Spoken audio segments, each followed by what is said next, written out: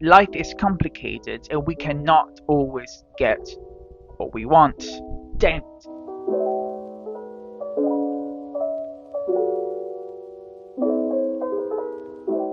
Almost 1 year ago from now, I wanted to pursue a regular bachelor's degree and I chose the Netherlands. One, because they say that is one of the happiest places on earth.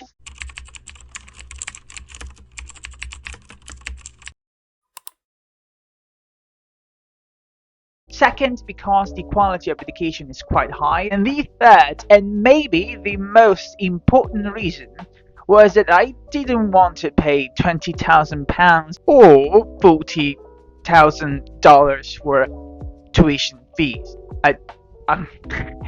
I wasn't going to do that. Plus, I didn't want to live in a big city. I was living in London for the past 2 to 3 years. So I was just curious to explore something new. I just wanted a simple, easygoing lifestyle. And I thought, well, maybe the Netherlands is the place. And let me tell you, it was. I loved it from the first second. I vividly remember that I got to Schiphol and I was shocked because there was a train in the airport. Whoa, wait, what? I was also shocked because when I got on the platform and the table showed a specific time, I was like, yeah, probably going to be 10 minutes late, stuff like that. So I was just doing the math in my head, like I'm gonna get there in like a couple of hours, blah blah blah. Little did I know, of course, because I grew up in Italy, where trains and on time, they don't really go together in the same phrase. I noticed, to my disbelief, that I arrived to Groningen at the exact time that said on the ticket. I remember that I booked my student accommodation at the social hub, and just walking to the social hub, I loved the architecture. It was stunning, it was amazing. I remember vividly that when I arrived at the student accommodation, there was a problem with my room. Essentially, it wasn't clean, it was a mess inside. The guy at the receptions did something that I have never seen anyone doing before. Usually people at reception, they don't actually give a shit if your room is dirty, whatever. He was mad that my room wasn't ready and was in that condition. So much that he upgraded me to a studio. And I was like, thank you. You're gonna have your own kitchen? Yeah, no, I love it. Yeah, I'll take it. And let me tell you, they also had a deal when I arrived that summer, so I didn't even pay that much. I mean, I was used to London prices, so for me it was like, wow, yeah, a studio for that price, I'll take it. I loved it so much that after a month, maybe 2 leaving there, I said, I'm gonna start a YouTube channel. I'm gonna document my university experience. Of course, many things didn't go as planned, and it was ugly at times. I arrived in the summer specifically because I wanted to find a job to get student finance, and I wanted to find accommodation before September. The job thing happened, but the accommodation didn't happen. I mean, it happened, but in a different way. You have to know that I'm also someone that likes having a nice grocery store experience. When I saw Albert Heijn for the first time and Jumbo, I don't know how you call it, let me know. I was astonished how much everything was clean and neat in that supermarket and well organized. It was just a different level. I mean, it was shocking. But not only supermarkets, everything in the streets was quite neat and well organized and clean. And before moving to the country, I was told that the taxes were high, so eventually if I were to start working, I would be paying high taxes. But then I immediately thought, well, yeah, I mean, taxes are high, but at least I see where the taxes goes, alright? They go to rent allowance, student finance, better infrastructures. I like this way of thinking and absolutely sign me up for it. And I should know something about it because, again, I grew up in the south of Italy where you pay high taxes, but you don't really, see the return. Like, no. Right now I know what you're thinking, like, okay, if you loved it so much, why did you leave? As I said in the beginning of this video, life is not easy and you can't always get what you want. As the philosopher Jagger once said, you can't always get what you want. I remember that I could only find secure student accommodation in Leeuwarden, that was a nearby town to Groningen.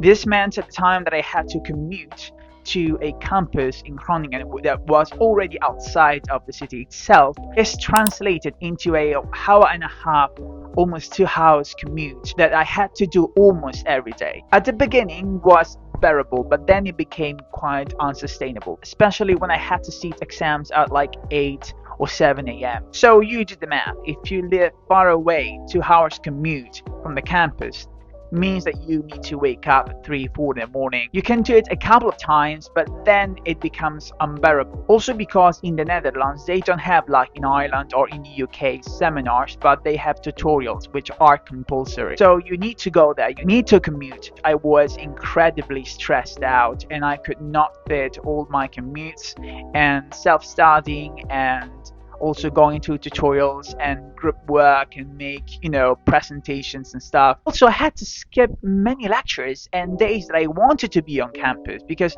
I wanted to be at university to socialize a bit. But how can you do that when you live so far away? Also, there were a few things about the course that I didn't quite like. It had nothing to do with the university. A few components of the course didn't quite match what I wanted to do. Even though I could potentially wait next year to find accommodation in Groningen, what if I could not pass modules and stuff because I could not get out as much as I possibly could from the university because I could not always be on campus. I also have a learning disability, dyslexia, so I need more time. I need things to be organized the way I want them to be. Even though I love the place, I love the country, I could not go on ignoring this because the point of me being there was getting my bachelor's degree. Also because the commute was 2 hours back and forth, meaning that I was spending a lot of time in the train. I had to leave my part-time job, meaning I could not get student finance, hence the student travel product. So I remember that I used to spend every day to go from Leeuwarden to Groningen around 8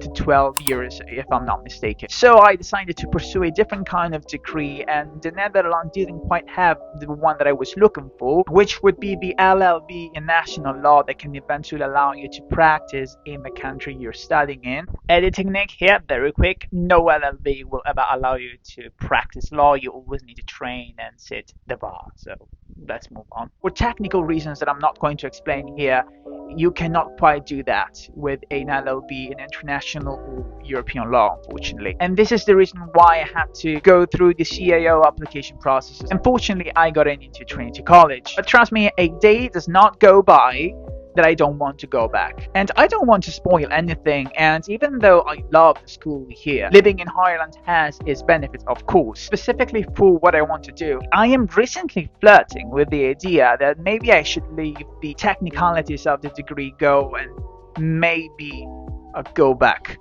I don't know. It's just a thought. One of the reasons why I'm flirting with the idea of going back is the quality of life, specifically when it comes to your rent and the accommodation. Right now, a video of comparison between student accommodation in the Netherlands and in Ireland is in the making. So if you want to know more, stay tuned. Just, like the video, subscribe to the channel, this kind of thing. In general, quality of life, I could get more space and more comfort living in a student accommodation in the Netherlands. I could have more money to spend to take care of myself, which is something that I cannot do here. If I want to live on my own here in Ireland, everything else for the moment has to give up. In the Netherlands, at least in my experience, you kind of get what you're paying for. And also, to be honest, I just miss walking around streets that are well kept and having infrastructures that work and reliable